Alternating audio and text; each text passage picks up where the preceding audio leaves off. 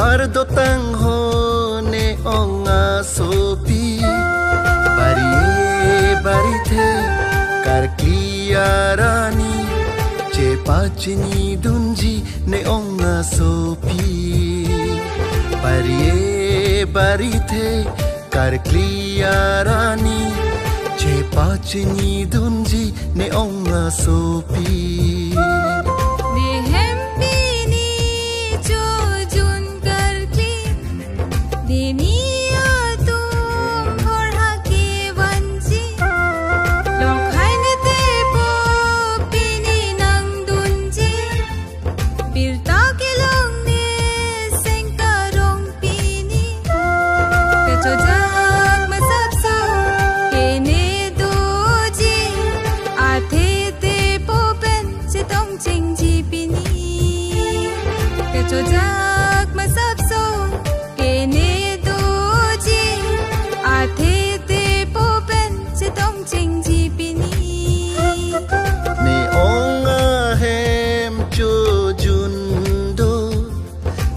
Payapan horhak parjudo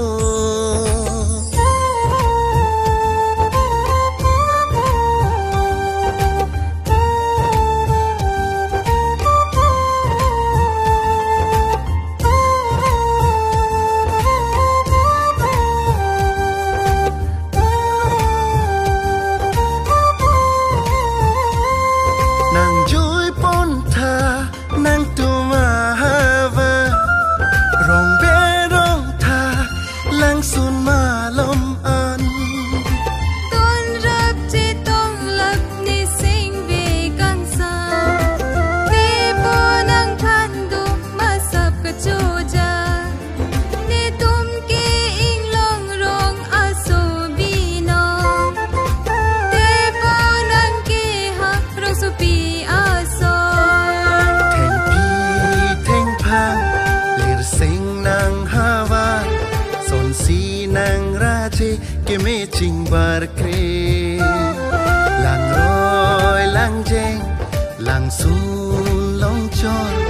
ato mon nang ke ja ne sing ke do me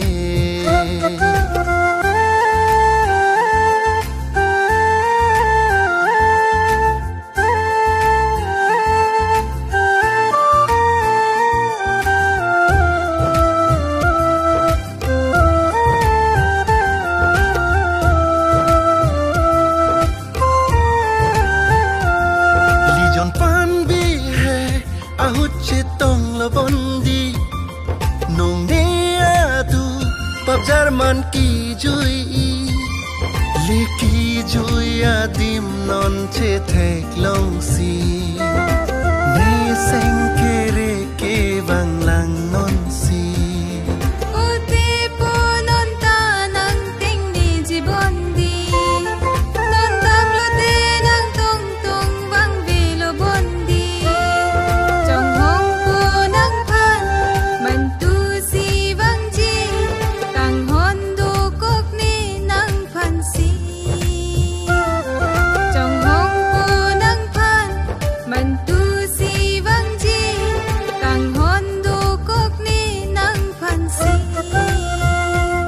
seng che pa biri nang kang hon ave ma du pen nang pan si bipo ni seng akut an